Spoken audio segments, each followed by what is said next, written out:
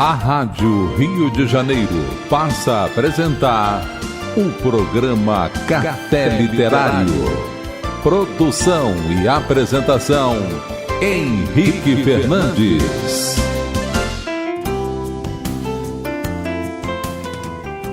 Amigo ouvinte, inicia o programa Café Literário pelas ondas fraternas da Rádio Rio de Janeiro. Eu sou Henrique Fernandes, produtor e apresentador. Aqui comparecemos todas as semanas para compartilhar com você algumas reflexões em torno de temas que dizem respeito à vida, ao ser humano, à mente humana, às emoções, o desenvolvimento de potencialidades, o enfrentamento de desafios existenciais e tantas outras questões. No último programa, nós começamos a falar sobre um tema que está inserido de forma mais específica no campo da psicologia, o processo da ruminação dos pensamentos, que se refere, em verdade, àquela atitude nossa bastante habitual de ficar preso aos pensamentos, focar em um pensamento ou em uma experiência negativa e insistir nesses pensamentos, nessas experiências negativas de uma forma repetida. É girar em círculos no campo da mente. E por que escolhemos este tema? Primeiro porque é muito comum, traz sofrimento, traz um incômodo, é um desafio. Quem é que nunca lidou com isso? Aliás, quem é que não lida com isso? E também porque esta é uma questão muito intimamente relacionada com o tema da depressão. Porque quando estamos num quadro depressivo, lidando, portanto, com todos aqueles sintomas que acompanham o desafio que é a depressão, um rebaixamento do humor, tristeza, culpa muitas vezes, uma insatisfação, a perda do sentido existencial, uma baixa no processo motivacional, a pessoa já não quer mais se envolver com tarefas que antes traziam algum prazer, algum sentido, difícil assumir alguns compromissos muitas vezes, há uma lentificação do pensamento, a pessoa passa a funcionar, de certa maneira, de modo mais lento, lentificada. Enfim, há um rebaixamento geral da energia e da disposição, da motivação e tantos outros sintomas que compõem o quadro depressivo.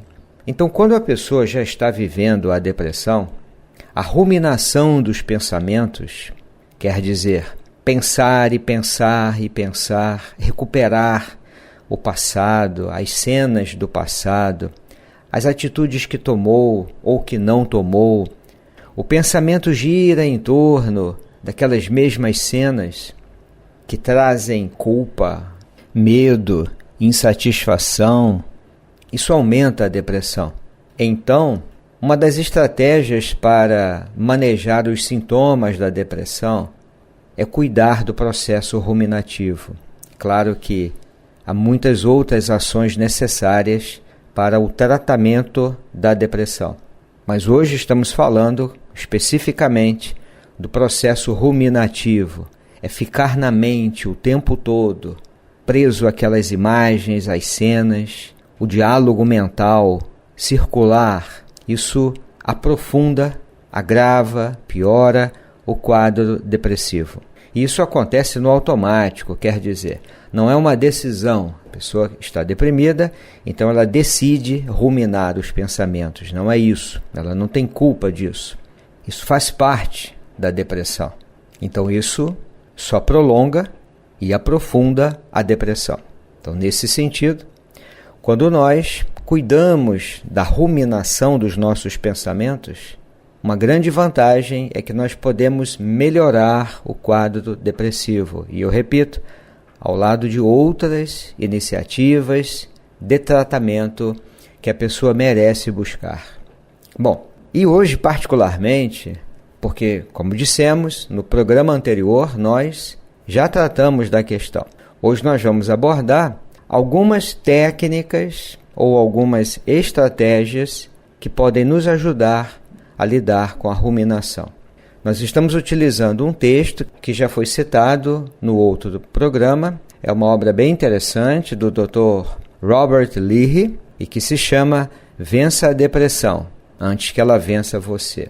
É uma obra bem interessante, tem vários capítulos, onde ele percorre os vários caminhos para a nossa compreensão da depressão e também o enfrentamento mais adequado desse grande desafio.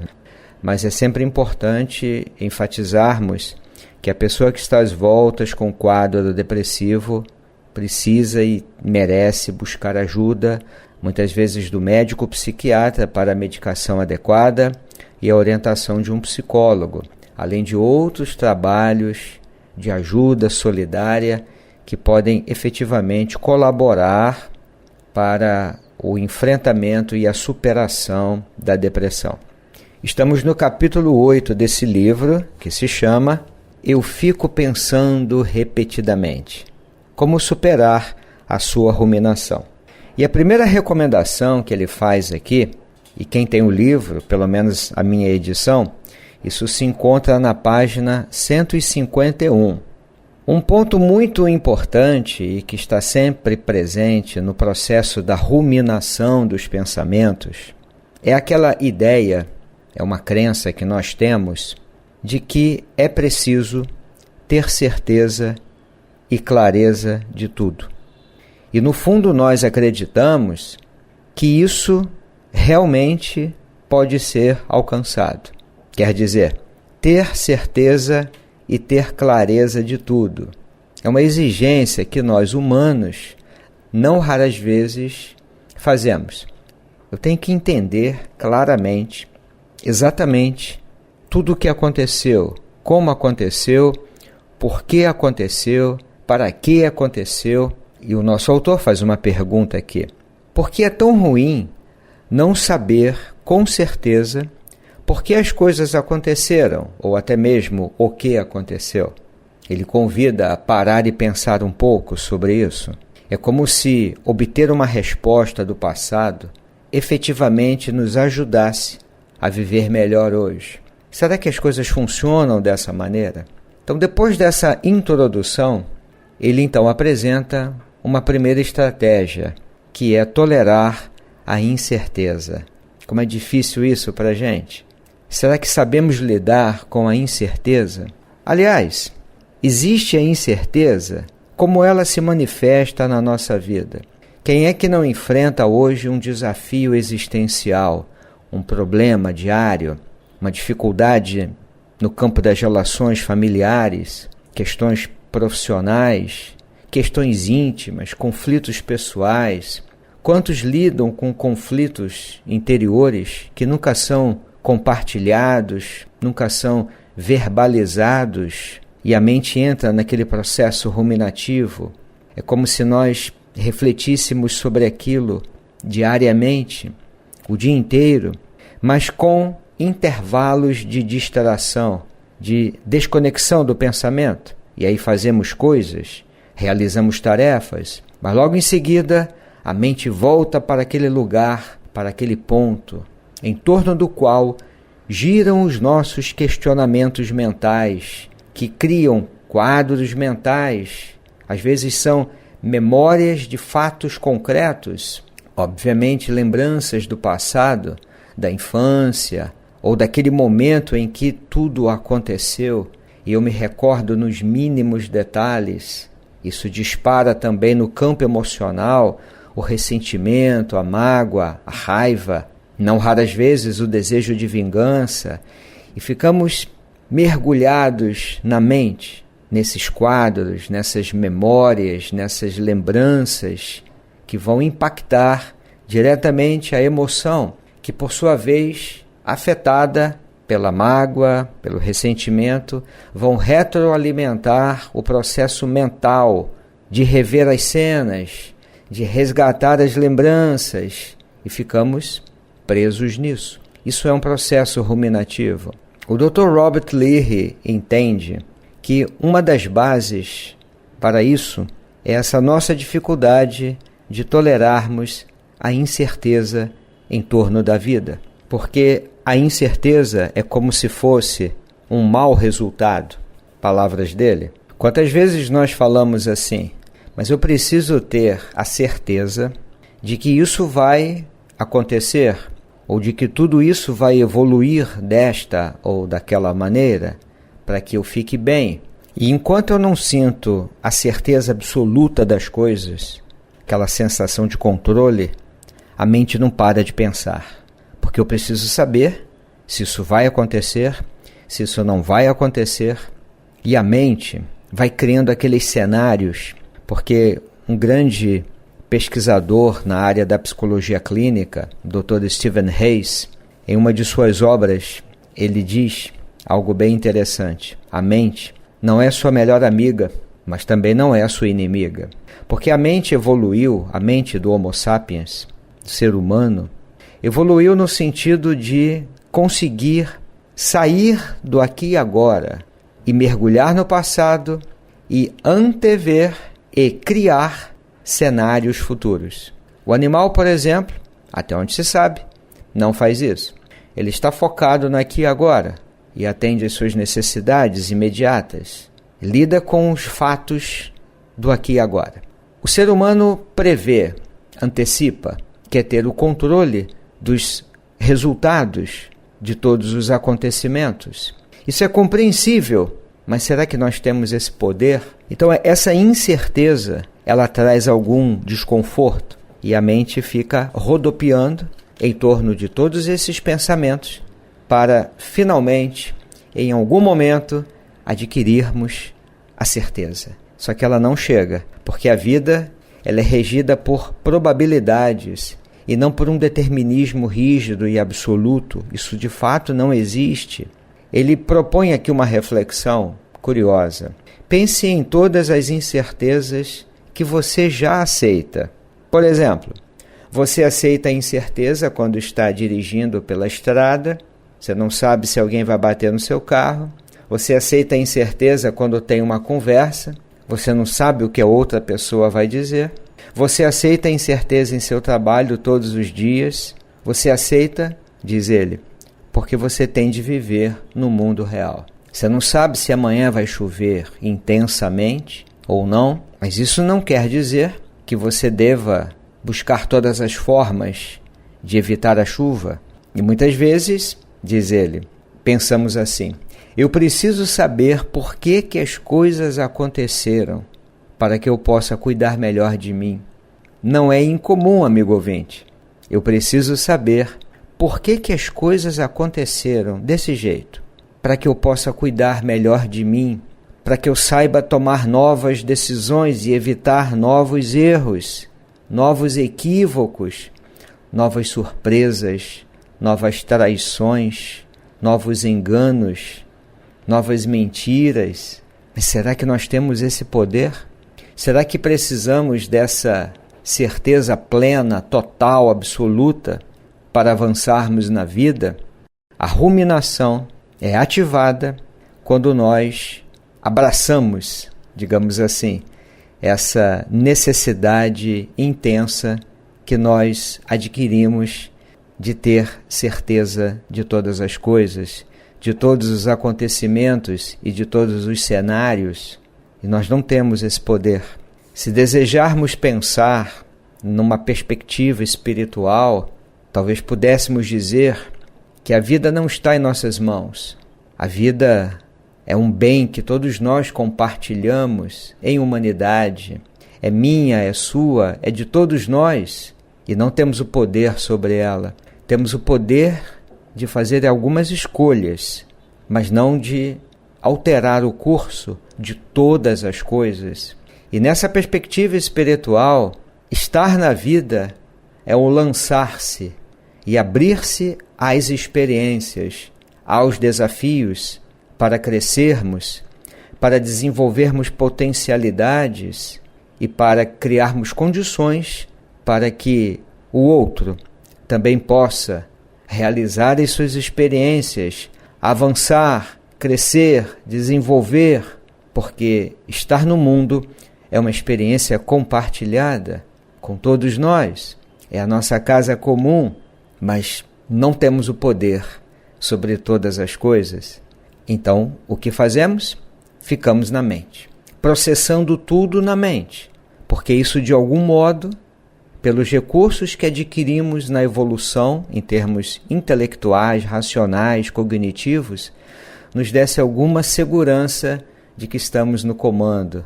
Mas a vida é sempre uma aventura, é sempre um desafio, e talvez aí esteja a base de toda a riqueza da experiência do viver, aceitar e enfrentar essa complexidade e essa condição de incontrolabilidade. Temos sim algum controle, temos sim a capacidade de prever alguma coisa, mas não como a nossa mente desejaria, para que pudéssemos ter a certeza de que vamos ficar bem e que aquelas pessoas que eu amo estarão felizes e sempre seguras. Isso é compreensível, mas se não tolerarmos a incerteza, a mente é ativada, entra no canal do controle, rumina os pensamentos, os cenários, e ficamos ali rodopiando em torno dos mesmos cenários, ruminando os pensamentos. Primeira estratégia, então, tolerar a incerteza. Mas da mesma forma que é difícil tolerar a incerteza acerca de alguns eventos, suas causas, diz o nosso autor, também temos dificuldade em tolerar a ambivalência. O que é isso? Ele cita o exemplo aqui de uma pessoa que viveu uma experiência de término de uma relação e disse assim: eu não consigo entender como ele podia ser gentil em um momento e muito frio em outras situações. A mente trabalhando. Eu preciso entender como é que ele, em tantas situações, era tão carinhoso, gentil, atencioso, mas de repente, em outros momentos, se tornava frio, distante. Como uma pessoa pode funcionar assim? Aí a mente começa a trabalhar, começa a ruminar. E como nós somos muito habilidosos no processo mental, a mente vai lá e recupera todas as cenas, todas as falas, lembranças, cenários. Vamos para o passado, conectamos tudo com tudo. A mente do ser humano faz isso com muita habilidade. Consegue relacionar qualquer coisa com qualquer coisa. Isso é uma conquista fantástica, amigo ouvinte. A gente só precisa aprender a usar isso com algum equilíbrio e com alguma sabedoria. A gente é capaz de criar teorias na mente para explicar qualquer coisa. E a gente acredita nisso, e a gente divulga isso, e a gente muitas vezes ainda quer impor as nossas teorias mentais, digamos assim, para todos. Mas você não vê? Foi isso, eu tenho certeza. Porque pensa bem, aí começa todo o processo ruminativo.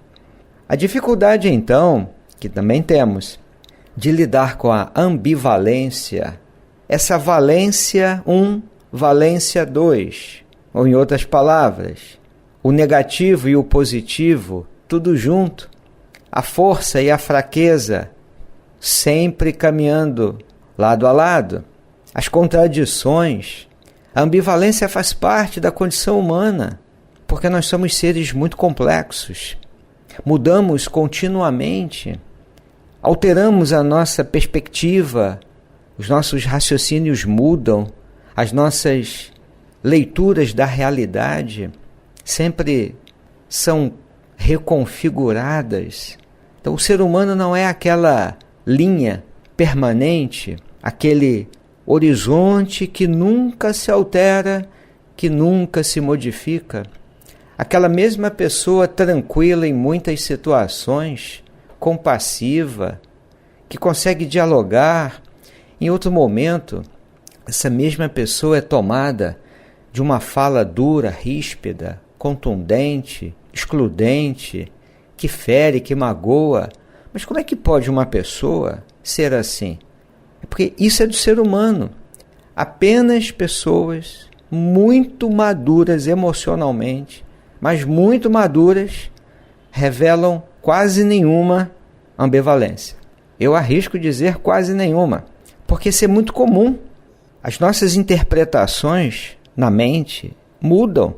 E aí, nas interações, nós queremos entender por que isso acontece.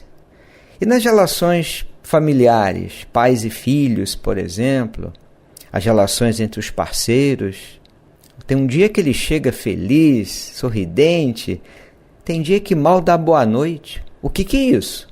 Não dá para entender isso. A gente quer entender tudo. Claro que há situações que precisam ser conversadas e avaliadas, mas será que todas? Por isso, segunda técnica ou segunda estratégia, digamos assim, é aceitar a nossa ambivalência e a ambivalência do outro. Porque ninguém se sente o tempo todo de uma única maneira. E ninguém fala o tempo todo de uma única maneira. E ninguém raciocina o tempo todo da mesma maneira. Essa intolerância nossa em relação à própria ambivalência e a ambivalência do outro nos coloca no quadro ruminativo. Eu tenho que entender por que essa pessoa muda, por que isso acontece. E a nossa dificuldade em aceitar isso, porque nos cobramos muito. E quando a pessoa está envolvida num processo de desenvolvimento espiritual, por exemplo, seja no campo religioso ou não, ela muitas vezes aprende a se cobrar. Eu tenho que ser sempre bondoso, caridoso, fraterno. Bom, isso é realmente uma boa proposta, mas nem sempre a gente consegue. Essas coisas mudam. Nós somos ambivalentes, mudamos constantemente. É claro que deve haver uma base mais ou menos permanente, digamos assim. Talvez fosse melhor a palavra estável, uma certa estabilidade emocional. Mas isso não nos impede de funcionarmos de maneira ambivalente. E isso precisa ser olhado com aceitação. Temos que aceitar isso, que é difícil. Então, segunda estratégia é aceitar essas nossas mudanças, essa complexidade nossa, que vai gerar algum grau de ambivalência. E como estávamos falando no nosso caminho espiritual, nós vamos lidar com isso. Eu gosto de citar o Jack Kornfield, o autor da obra Um Caminho com o Coração, quando, falando exatamente disso, ele afirma que à medida que nos tornamos mais conscientes, podemos ver de forma ainda mais clara as inevitáveis contradições da vida. Podemos ver a dor, as lutas, as alegrias, a beleza, o sofrimento inevitável, a saudade, o jogo em constante mudança de alegrias e tristezas que compõem a experiência humana. É exatamente disso que o nosso autor está falando. E essas duas estratégias que hoje nós focalizamos. Aceitar a incerteza e aceitar a ambivalência. Isso ajuda sobremaneira a lidar com a ruminação dos pensamentos. Em outros programas, vamos dar sequência a essa questão. Aqui nos despedimos, agradecendo a sua atenção à Rádio Rio de Janeiro e desejamos a você muita paz. Uma excelente semana. Até breve. A Rádio Rio de Janeiro apresentou o programa Café Literário. Produção e apresentação Henrique Fernandes.